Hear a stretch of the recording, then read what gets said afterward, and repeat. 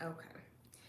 Hey y'all, welcome back to my channel. So, I wanted to do this live video because I didn't get to post yesterday, and I'm obviously not about to wait because I don't even know if anybody's gonna show up in here. But I just wanted to talk about attachment styles because I just learned about this like a couple days ago. And if y'all know, like, so I'm gonna put a link to my mom sent me this. There's a link for you to take like a test for attachment styles or whatever, so you can see what your attachment style is. And so they have four different attachment styles: secure, anxious. I feel like I always say that wrong. Anxious. What was the other one? Fearful, avoidant, and then for whatever reason, dismissive. I think avoidant and dismissive are the same. I don't know. I can't remember. But anyway, so mine is. Oh, who's in here with me?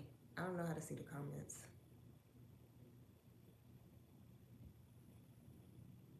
No idea. Anyway, so mine was fearful, avoidant, and I wanted to talk about it because it just really made so much stuff make so much sense for me.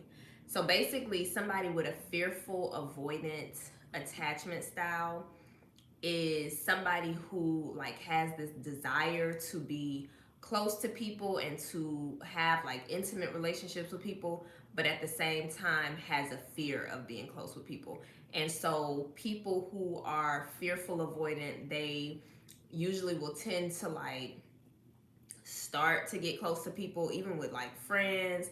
This could be a relationship, whatever. They'll start to get close to people, and then they start to slowly push people away. And I'm like, wow, this makes a whole lot of sense, because when I look back at like my relationships with friends and just with guys, like that is me. Like, I do not like, as much as I want to get close to people, I don't like being close to people. And I did a fast yesterday. I did a talk fast. So basically, I did not speak for 24 hours. And one thing that I got out of it was, um, because I have been trying to figure out like why YouTube, like why do I keep feeling so called to have a YouTube channel when I keep getting in my head about being on YouTube. And it hit me like YouTube is really teaching me how to be vulnerable with people. Like, I started my channel last year, and that's when I really started to like open up more.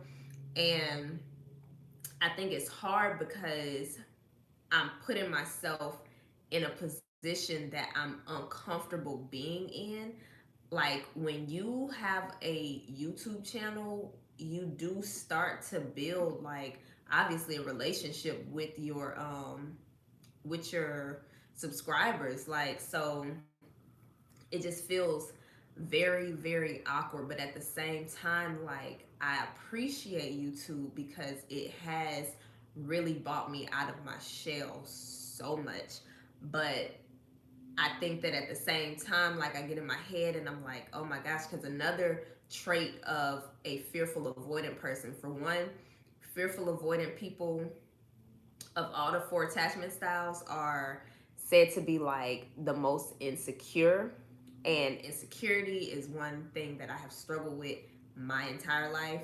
And just like last year is when I really started to come out of that. And I still have things that I'm insecure about, but those are things that I'm working on. But with that insecurity though, it makes you kind of feel like you have this sense of what other you care about what other people think about you too much. And I know that for me, that is something that I'm working on, and that's something that I've overcome with certain areas of my life. But I think when it comes to like doing stuff like this, I still haven't really overcome it. And I saw something today that said, um, fearful avoidant is fearful avoidant attachment and depression are related to each other. And I wondered, like, okay, I've been doing this channel consistently, and then the same thing last year. I was doing my channel consistently, and then I started, like, I've been trying to figure out with my depression if it was seasonal or if it is somehow attached to like a certain trigger of the need to know what people think about whatever I'm doing in regards to this though. But I don't know. I'm still figuring it out. But that's something for me that I am like pushing myself through. That's why I told myself, even if I come on here and I don't have nothing to talk about, I'm going to post a video every Wednesday until I feel super comfortable just being me and not worrying about who's watching it, who's liking it, if anybody's commenting. Like, you can't think like that. And so that's one thing that I'm really trying to get over. And I thought it was really cool to like learn about that. And I think it's really helpful. That's why I'm gonna post the link, because I think it's really helpful to know what your attachment style is, because our attachment styles 9 times out of 10 are formed during our childhood. But I did see something like, so for secure attachments, for instance, they are usually secure in their relationships, they're secure within themselves, they don't have no type of trust issues, nothing like that, they're good. But your attachment style can change. So you might have a good childhood growing up and you might have a secure attachment, but you might as a child, I mean not as a child, but as an adult, get into like a just a crazy relationship that just messes with you mentally, psychologically, whatever. And now you are a fearful avoidant, for instance. So, like, fearful avoidant people have a hard time trusting people, and that's a reason why they have a hard time building relationships with people. So, I just thought that was pretty interesting for me. Like, I talk about this a lot, but self-awareness, like, that's one thing that I am so grateful for, is self-awareness, because that has been the biggest reason why I have grown so much as a person and am continuing to grow, because I am aware of things like that. And once I become aware of something like this, like, and this is all new, y'all, like, these changes just started happening within me last year. But when I become aware of something now, like, if I don't actively start working on trying to fix it, it just keeps popping up in my mind, and I cannot, like, my soul is no longer at peace, basically.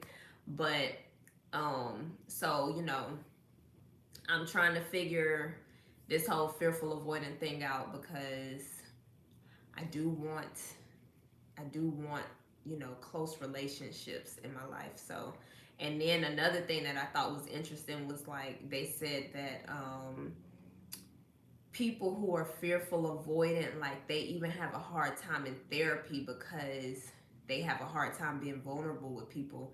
And I'm like, man, that's interesting. Like, that's just really, for anybody that is a fearful avoidant and is not aware that that's what's wrong with them, like, that just really sucks, because you probably, I mean, I know, like, you going through life trying to figure out, why do I have this issue? Why do I have a problem trusting people? Why do I have a problem getting close to people? Like, I want that, but I, for whatever reason, sabotage relationships. And so it's definitely something to look into. We should all know our attachment styles, because it will explain a lot. And then not only that, like, the attachment styles, if you know, like, your birth chart and your north node, like, it really makes like, it all just comes together. Everything just really makes sense. So that's why I'm gonna post that link, and so y'all could take the test and see what your attachment style is. But anyway, I'm about to get off of here. I was smoking some hookah, and so I'm gonna finish doing that. But I will see you guys next week for my next video, and y'all have a beautiful day.